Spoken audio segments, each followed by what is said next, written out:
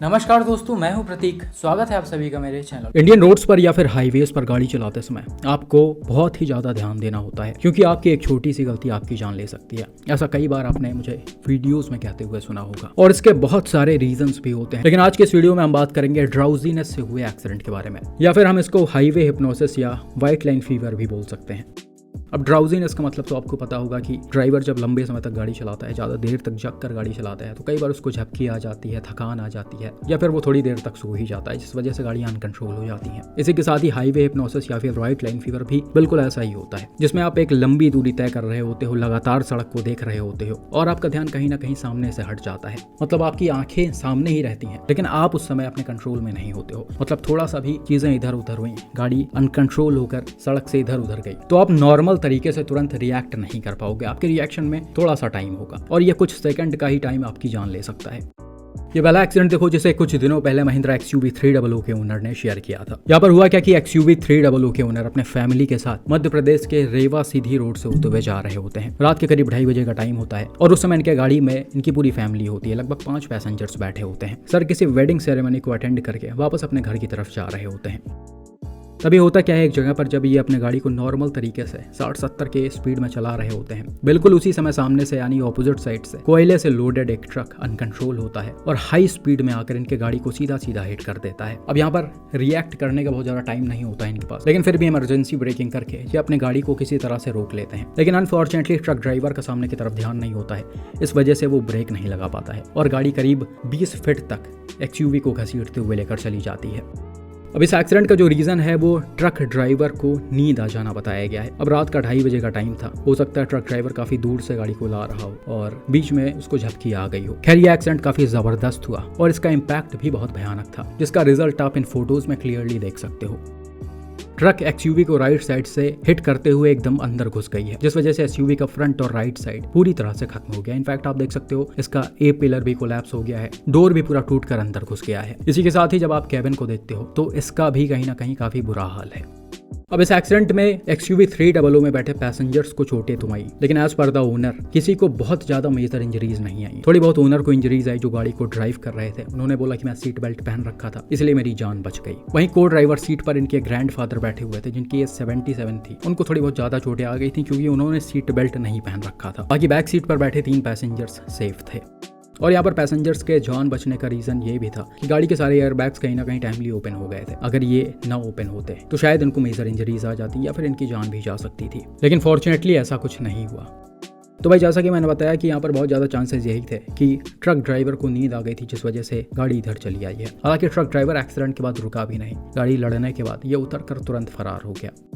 हालांकि यहाँ पर XUV के पैसेंजर्स की किस्मत बहुत अच्छी थी, जो इतना मेजर एक्सीडेंट होने के बाद भी वो बच गए। साथ ही साथ ये भी बोल सकते हैं कि यहाँ पर एक अच्छी बिल्ड क्वालिटी वाली कार थी जिसने पैसेंजर्स को बचाने में पूरी हेल्प की है। लेकिन भाई अच्छी बिल्ड क्वालिटी वाली कार भी हर बार आपका साथ नहीं दे पाती है, जिसका एक सबसे बड़ा एग्जाम्पल आप आगे के एक वीडियो में देखोगे। उससे पहले आप ये वाला वीडियो देखो जिसे रिसेंटली मिस्टर जावाद खान ने शेयर किया था।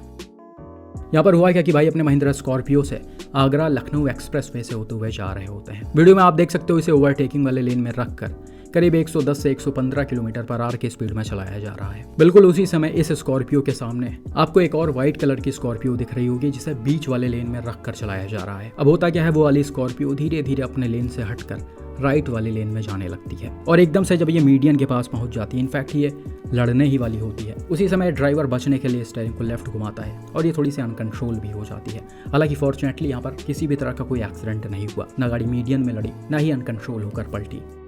लेकिन ये जिस तरह का सिचुएशन है, दोनों ही चीज़ें बहुत आसानी से पॉसिबल थी। अब जैसा कि इस स्कॉर्पियो की स्पीड 110 से 115 है, तो सामने वाली भी 115-120 किलोमीटर पर आवर की स्पीड में चलाई जा रही होगी। अब ऐसे स्पीड में इतनी हाई ग्राउंड क्लियरेंस वाली बड़ी गाड़ी कंट्रोल हो गई, बहुत बड़ी बात है, वरना ऐसे स्पीड में अक्सर ही ये बड़ी गाड़ियाँ आसानी से पलट जाती हैं।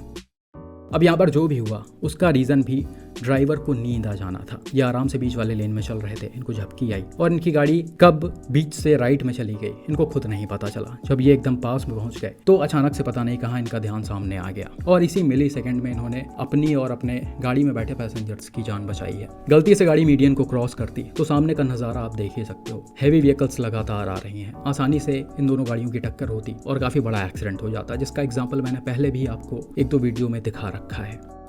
अच्छी बात है, ऐसा कुछ नहीं हुआ। इनफैक्ट ड्राइवर भी यहाँ पर थोड़ा सा समझदार थे। जैसे ही ये सारी घटनाएं उनके साथ हुई, उन्होंने तुरंत ही स्पीड स्लो करके लेफ्ट साइड में अपने गाड़ी को रोका है। वरना भाई बहुत बार ऐसा भी होता है, लोगों को झपकी आती है और ये सब होता है, लेकिन फिर भी वो ड्राइविंग करते ही रहते हैं, जो कहीं ना कहीं आगे जाकर उनके लिए खतरा पैदा कर देती है।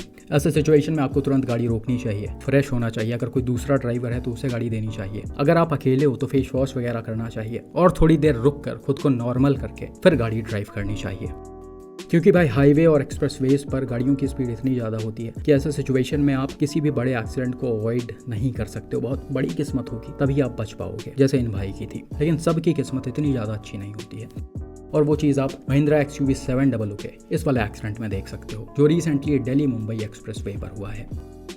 रिपोर्ट के मुताबिक XUV 700 से 5 पैसेंजर्स दिल्ली मुंबई एक्सप्रेसवे से होते हुए दिल्ली से गुजरात की तरफ जा रहे थे। गाड़ी की स्पीड उस समय काफी ज्यादा थी। अब जैसा कि इस एक्सप्रेसवे का स्पीड लिमिट करीब 120 किलोमीटर/आवर के आसपास है, तो उसी के अराउंड गाड़ी को भी ड्राइव किया जा रहा होगा। अब इतने स्पीड में होता क्या है, ड्राइवर को झपकी आ जाती है, फिर नींद आ जाती है। इस वजह से गाड़ी अनकंट्रोल होकर सड़क से नीचे उतर जाती है और मीडियन में कुछ दूर तक जाकर बीच में बने इस होल में गिर जाती है।